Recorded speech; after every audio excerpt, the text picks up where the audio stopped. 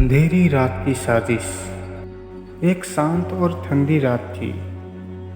शहर की गलियां सुनसान थी और केवल कुछ ही जगहों पर स्ट्रीट लाइट की कमज़ोर रोशनी बिखरी हुई थी।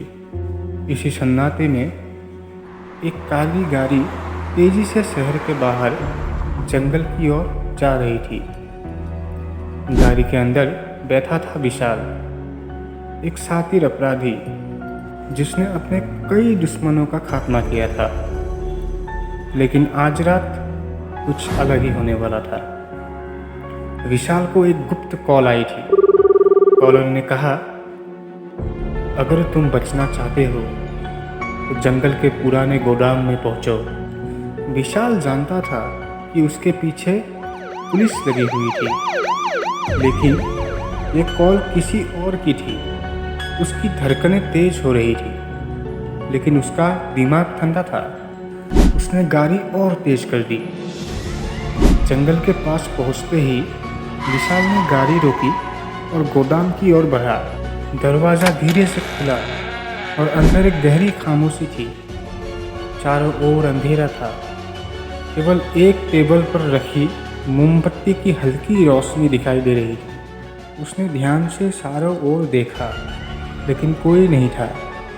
अचानक एक ठंडी हवा का झोंका आया और दरवाज़ा अपने आप बंद हो गया।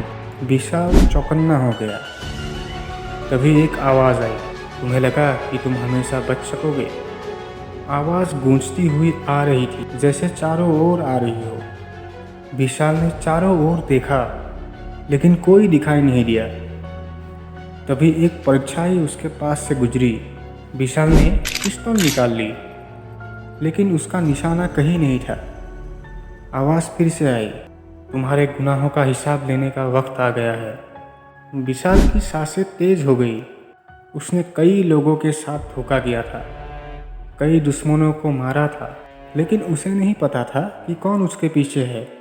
तभी एक तेज चीख सुनाई दी और लाइट बंद हो गई। अंधेरे में विशाल ने महसूस किया कि कोई उसके बहुत करीब है। अचानक उसे किसी ने पीछे से पकड़ लिया। उसने हाथ छुड़ाने की कोशिश की, लेकिन पकड़ बहुत मजबूत थी। एक धीमी और ठंडी आवाज़ उसके कान में गूंजी, तुमने जितने लोगों को धोखा दिया, अब उनकी बारी है। अचानक लाइट फिर से आई और विशाल ने देखा कि सामने पुलिस खड़ी थी, लेकिन उनके साथ वो लोग भी थे जिन्हें उसने मारा या धोखा दिया था। ये सब एक जाल था जिसे उसके पुराने दुश्मनों ने बुना था। पुलिस ने उसे गिरफ्तार कर लिया। विशाल ने कुछ कहने की कोशिश की, लेकिन उसकी आवाज़ अब किसी ने नहीं सुनी। ये उसकी आखिरी रात थी, जब वो सोच रहा था कि वो सबसे शातिर है, लेकिन किस्मत ने उसे हरा दिया। दोस्तों, इस कहानी से हमें यह सीख मिलती है कि खुद को तीसमार खाना समझे, जैसे इस कहानी के किरदार विशाल ने खुद को समझा और अंत में वो बुरी तरह हार गया। इसलिए खुद को बहुत बड़ा शातिर समझ के गलत काम नहीं करना चाहिए। अंत में मैं तो यही कहूँगा कि सबके साथ मिलके रहिए, दोस्ती यारी निभाइए और खुशी का जीवन बिताइए। धन्यवाद।